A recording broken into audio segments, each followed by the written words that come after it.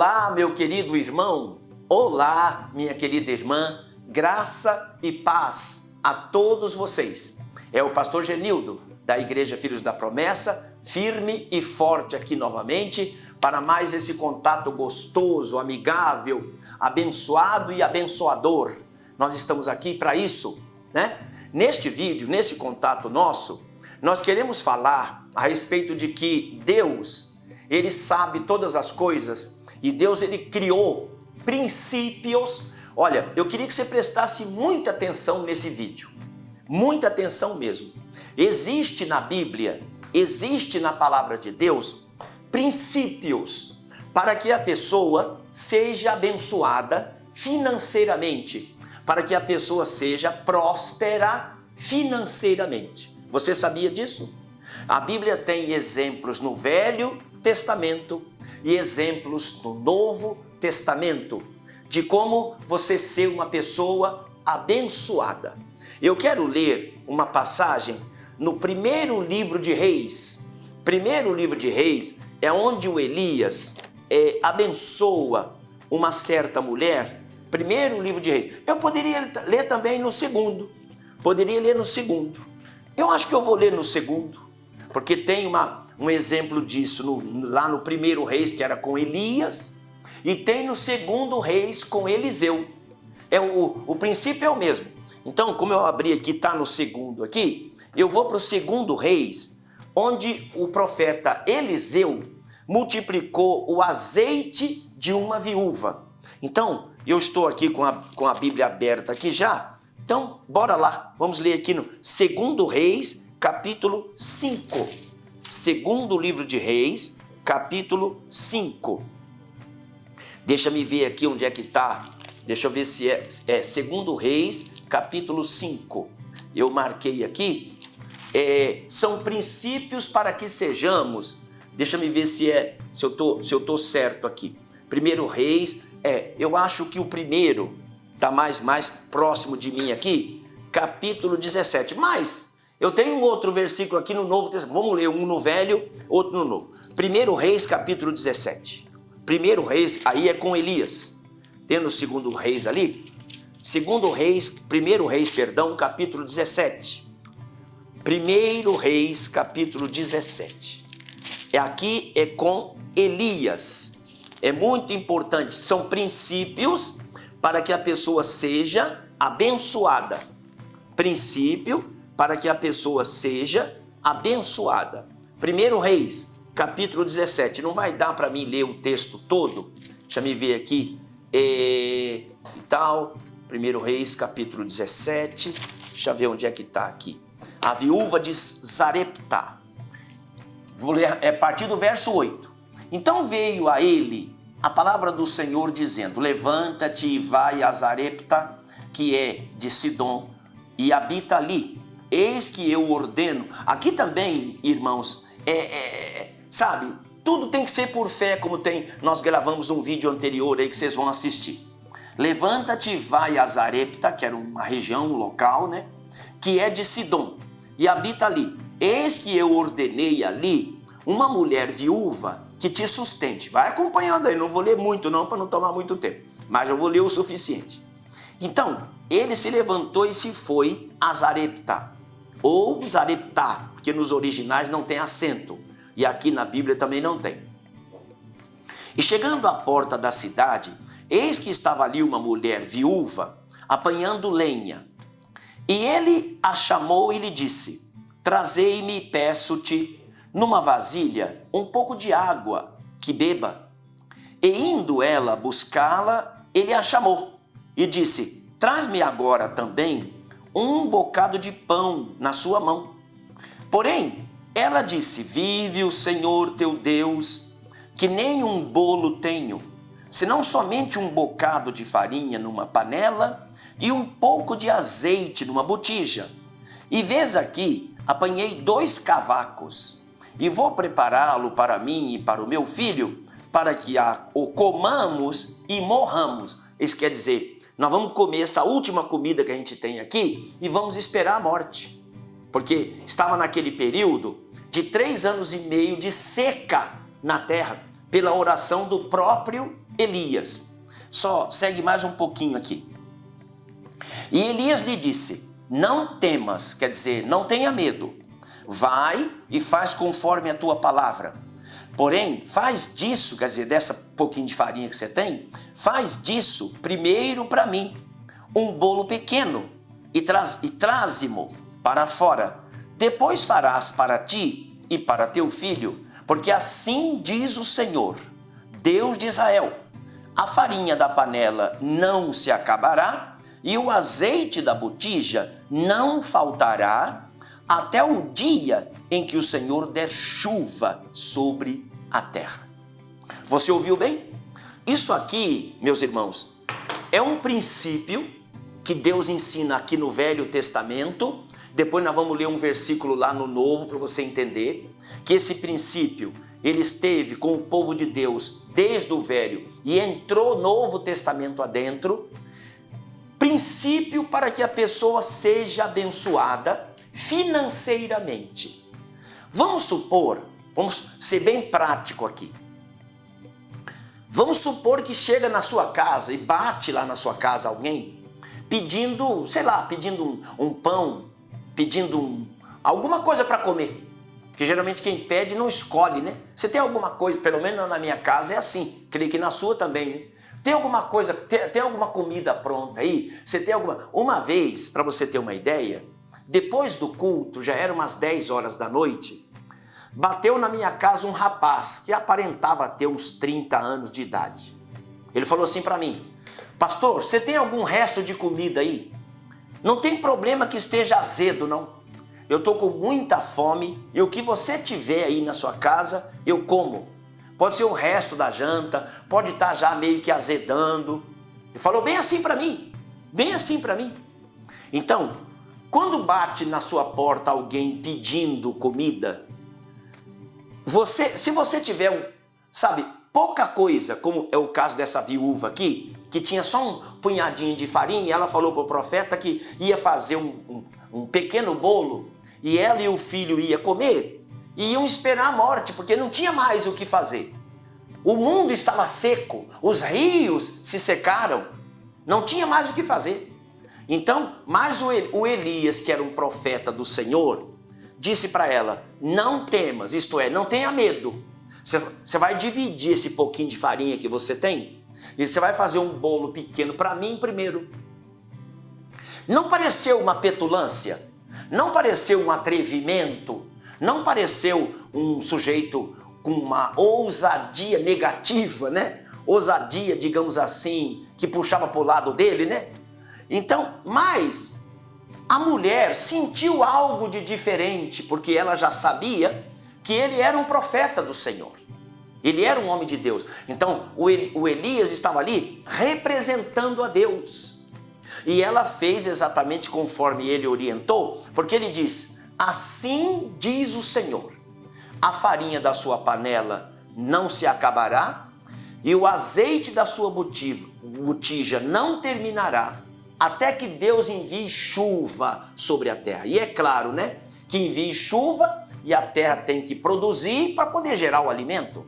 Então não bastava, choveu hoje, então não, tinha que chover, a sementeira da terra tinha que brotar, produzir, então ainda ia demorar. Mas o Elias falou: a sua farinha, você está vendo esse punhadinho de farinha aí? Nunca vai acabar. Está vendo aquele pouquinho de azeite? Nunca vai secar, até que venha a chuva e até que a terra produza, para que você então possa viver normalmente como você vivia antes.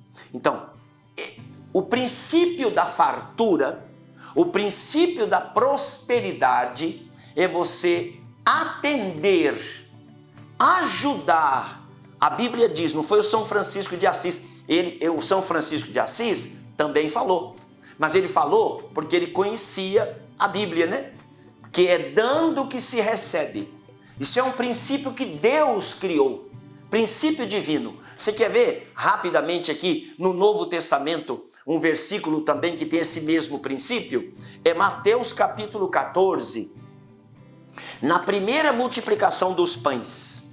Mateus capítulo 14, eu sei que a maioria que está me vendo sabe disso, já leu, quem sabe, não é? mas tem sempre aquela pessoa que ainda não sabe. Primeira multiplicação dos pães, Mateus capítulo 14, verso 13. Está escrito assim: Jesus, ouvindo isso, retirou-se dali num barco para um lugar deserto, apartado. E sabendo-o, o povo seguiu a pé desde a cidade. E Jesus, saindo, viu uma grande multidão e, possuído de íntima compaixão para com ela, curou os seus enfermos. E sendo chegada a tarde, os seus discípulos aproximaram-se dele, dizendo: o lugar é deserto, a hora é já avançada. Sempre quando a gente está numa situação difícil, a gente começa a apelar para a lógica. E quem serve a Deus não pode ficar pensando em lógica, pensando que 2 mais 2 é 4. Porque com Deus, 2 mais 2 pode ser 50, 100, 1000. Está ouvindo? Então, quem serve a Deus, quem confia em Deus, você não pode ficar contando: eu tenho 50 reais aqui no meu bolso. E está precisando lá em casa, está precisando de arroz, está precisando de feijão, precisando de óleo. Não vai dar. Essa grana não vai dar. Você está me entendendo? Quem serve a Deus não pode, sabe, olhar para aquela coisa lógica. Então o discípulo viu aqui o seguinte: estava tarde já, era muita gente, e o discípulo veio com essa conversa aqui para Jesus, né? Aliás, meio que querendo ensinar Jesus, né? Sendo já tarde, os seus discípulos aproximaram-se dele dizendo: o lugar é deserto, olha aí, cheio de lógica, cheio de coisa prática, e a hora é já avançada. Despede a multidão para que vão pelas aldeias e comprem comida para si. Parecia, né, uma coisa lógica, normal. Jesus podia ter dito: é verdade, você tem razão. Eu nem tinha pensado nisso. Mas olha o que Jesus falou.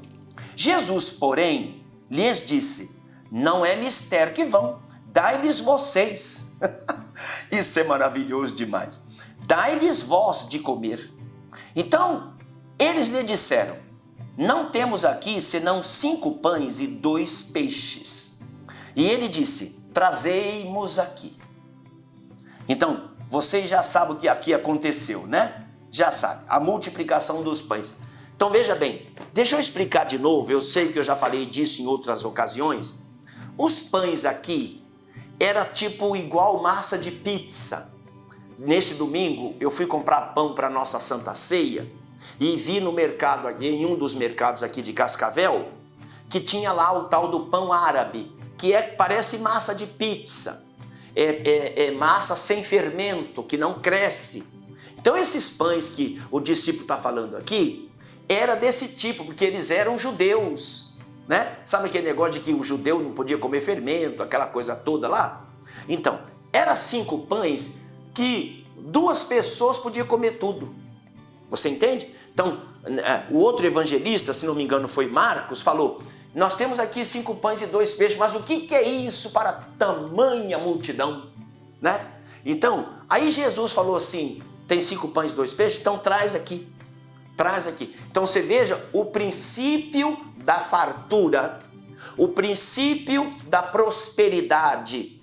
Se você quer ter uma vida abençoada, você tem que ser uma pessoa mão aberta para a obra de Deus. Porque aqui era a obra de Deus. O que Jesus fez aqui? Um grande milagre. Então, para Jesus operar um grande milagre financeiro na sua vida, você tem que não pensar que 2 e 2 é 4. Você não tem que pensar: eu tenho 10 reais aqui, tenho 10 reais. Você está me pedindo 5 emprestado, então eu vou ficar só com 5. Não vai dar certo, né? Vai me faltar. Não, quem serve a Deus não pode ter esse tipo de pensamento. Você tem que pensar que o Deus que você serve, o Deus que eu sirvo, é um Deus que multiplica, prospera. Você sabia que eu vivi isso numa Santa Ceia? Há mais de 40 anos, eu estava celebrando uma Santa Ceia em Barretos, estado de São Paulo. E na hora H, Deus mandou muita gente para aquela Santa Ceia. De repente apareceu gente do nada na igreja. Encheu, lotou a igreja, muito mais do que normalmente era. E o pão e o vinho que um obreiro meu tinha comprado se tornou pouco, ficou pouco. Aí eu me lembro que esse obreiro hoje ele é um pastor e ele mora lá numa cidadezinha, parece que chama Itápolis, se não me engano. Que ele era muito jovem, na época eu também era muito jovem, e ele há de se lembrar disso. Ele veio no meu ouvido e falou assim para mim: pastor, o pão e o vinho não vai dar, porque veio muita gente. Eu falei assim para ele, no pé do ouvido dele também: vai dar sim, confia em Deus. Você está me entendendo? Porque eu acreditei naquela hora, sabe, meus irmãos? Eu acreditei piamente naquela hora. O nosso Jesus, o qual nós estamos aqui comemorando a sua morte, a sua ressurreição, ele não vai nos deixar na mão. Ele vai multiplicar esse pão, ele vai multiplicar esse vinho. E assim aconteceu. Os obreiros foram distribuir lá para o povo o pão e o vinho. Todo mundo pegou o seu pedaço, todo mundo pegou o seu cálice e ainda sobrou alguns pedaços de pão e um pouco de vinho, que aparentemente, normalmente, não iria dar. Mas Jesus operou esse milagre em plena Santa Ceia, lá em Barretos, há mais de 40 anos atrás. Então, porque eu acreditei que o meu Deus é o Deus da multiplicação. Então, meus irmãos, quando você é um servo de Deus, uma serva de Deus, não vou dar o meu dízimo esse mês não deu certo, ganhei pouco, veio muito de luz. Começa com aquela história, sabe? Tentando justificar a avareza. Muita luz esse mês, não sei o que aconteceu, o talão de água, acho que tem algum vazamento aqui e não sei mais das quantas. Eu não vou poder entregar o meu dízimo esse mês. Não faça isso, meu irmão. Não faça isso, minha irmã. Pensa nisso. O princípio da bênção financeira é você abrir o seu coração, em especial para a obra de Deus. Se ficou um pouquinho comprido esse vídeo, me tolere aí a minha loucura espiritual, que foi para te ajudar.